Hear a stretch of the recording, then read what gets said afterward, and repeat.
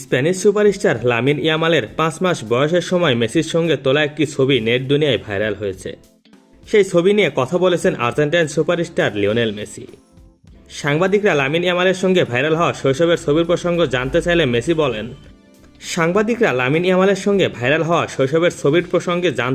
Messi বলেন, Lamine অসাধারণ একজন ফুটবলার।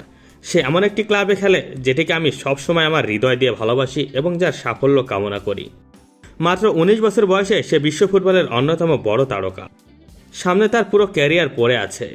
ইতিহাস গড়ার বড় সুযোগ তার সামনে রয়েছে, তবে আমরা চেষ্টা করব যেন সেটা এবার না হয়। টিওআইসি স্পোর্টসের প্রতিবেদন।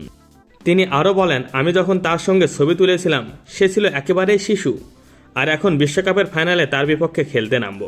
এটা সত্যি অবিশ্বাস্য।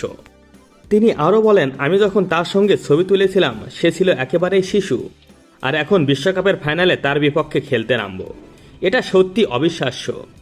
বর্তমানে সে বিশ্বের অন্যতম সেরা খেলোয়াড়।